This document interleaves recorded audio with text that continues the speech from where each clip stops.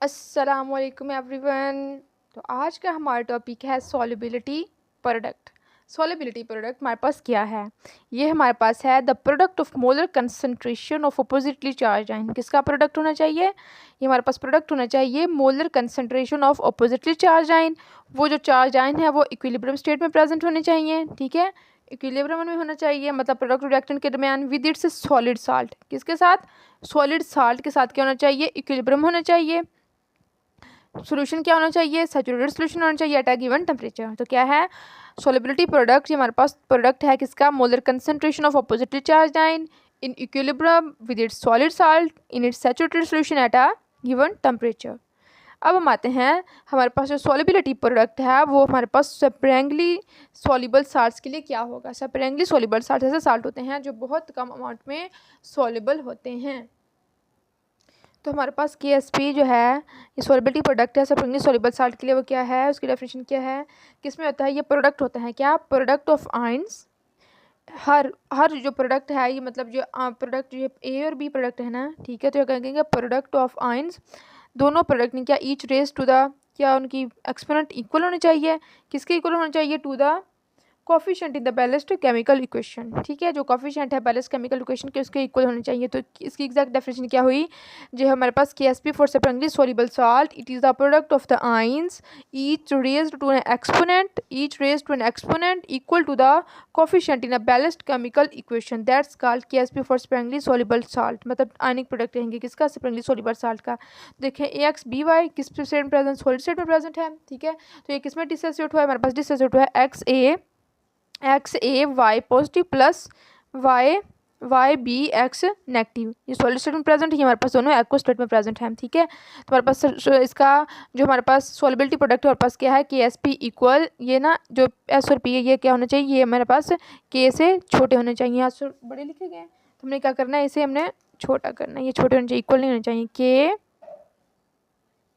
KSP, ठीक है, equal to ए हमारे पास आ गया AY पॉजिटिव। ये जो है हमारे पास क्या चला जाएगा?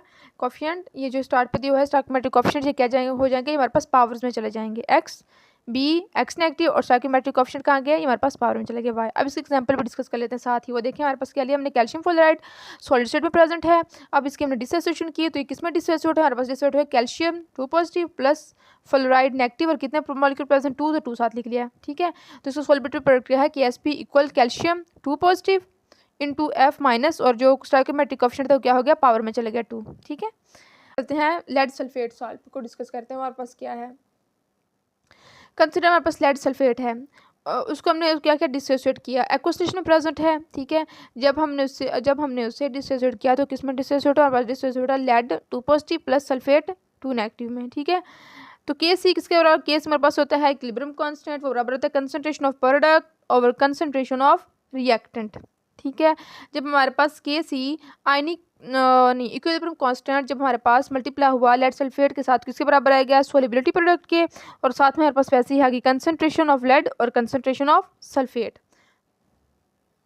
अब जो हमारे पास सॉल्युबिलिटी प्रोडक्ट है किसके बराबर था? लेड के 2 पॉजिटिव और इंटू सल्फेट 2 नेगेटिव के। अब जिसकी वैल्यू है वो हमारे पास बराबर है 1.6 इंटू इसकी बार -8 और किस टेम्परेचर पे है? 25 डिग्री सेंटीग्रेड पे। जो हमारे पास वैल्यू है ना किसकी? सॉल्युबिलिटी प्रोडक्ट की, वो हमारे पास क्या होती है? वो हमारे पास टेम्परेचर डिपेंडेंट होती है, ठीक है। वो टेम्परेचर पे डिपेंड करती है कि अगर टेम्परेचर हाई होगा लो होगा तो उसकी वैल्यू क्या होगी? उसकी वैल्यू इंक्रीज या डिक्रीज होती रहेगी, ठीक है, कांस्टेंट नहीं रहेगी।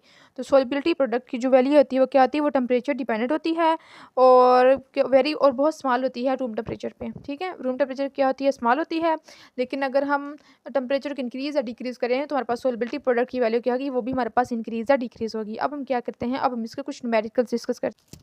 तो फर्स्ट हमारे पास न्यूमेरिकल हमारे पास क्या है कि हमने सॉल्युबिलिटी फाइंड करनी है लेड फ्लोराइड की, ठीक है, जो हमारे पास कितना है 0.64 ग्राम पर डेसीमीटर क्यूब। उसका सॉल्युबिलिटी हमें गिवन दी हुई है और हमने उसकी क्या सॉल्युबिलिटी प्रोडक्ट फाइंड करना है, ठीक है। लेड फ्लोराइड का सॉल्युबिलिटी क्या है? The solubility of lead fluoride is 0.64 gram per decimetre cube और इसका हमने क्या करना है? सॉल्युबिलिटी प्रोडक्ट फाइंड करना है।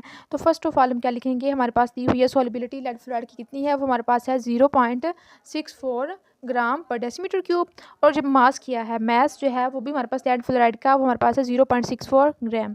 अब हमने फाइंड करना है molecular mass of lead fluoride. जो मोलिकुलर मैस है मतलब लेड का फिर फ्लोराइड का लिए उनको प्लस किया, और फिर फ्लोराइड का जो जितना मैस था ना उसको हम 2 से मल्टीप्लाई किया, मल्टीप्लाई करके फिर प्लस किया, प्लस करने के बाद हमारे पास मोलिकुलर मैस लेड फ्लोराइड कितना है, हमारे पास है 245.2 ग्राम पर मोल। ठीक है, अब हमने क्या करना है, अब हमने नंबर ऑफ मोल्स फाइंड करने हैं। जो नंबर ऑफ मोल्स हैं वो क्या होते हैं, mass of lead fluoride over molecular mass of lead fluoride. तो मैस ऑफ फ्लोराइड कितना है 0.64 ग्राम ओवर मोलिकुलर मैस हमारे पास है 245,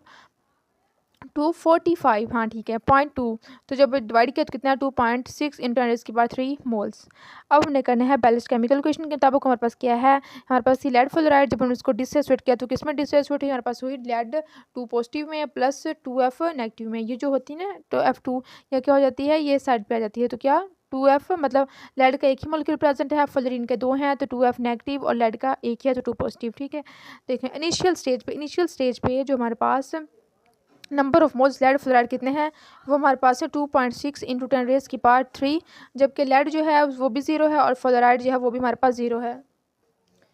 इनिशियल स्टेज पे जो हमारे पास लेड फ्लोराइड था वो उसके नंबर ऑफ मोल्स हमारे पास 2.6 इंटू 10⁻³ थे, लेड के भी 0 थे, फ्लोराइड के हमारे पास 0 थे। ठीक है, जब सोलिबिलिटी की, आफ्टर सोलिबिलिटी के बाद हमारे पास क्या है, जो number of moles lead fluoride के कितने हो गए, 0 हो गए, जबकि लेड 2 पॉजिटिव के वो क्या हो गया 2.6 इंटू 10⁻³ और फ्लोरीन क्या हो गया, फ्लोरीन का हमारे पास साथ 2 स्टोइकियोमेट्रिक कोएफिशिएंट उससे मल्टीप्लाई करवा दिया 2.6 इंटू 10⁻³ हो गया।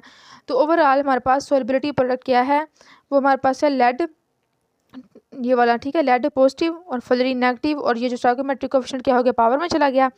तो हमारे पास क्या है, हमने वैल्यूज पुट कर दी नीचे, लेड 2 पॉजिटिव क्या वैल्यू 2.6 इंटू 10⁻³, फ्लोरीन की क्या वो भी हमने पुट कर दी 2 इंटू 2.6 इंटू 10⁻³ मल्टीप्लाई कर कितना है 7 इंटू 10⁻8। ओके, तो हमारे पास सोलिबिलिटी प्रोडक्ट कितना है 7 इंटू 10⁻8।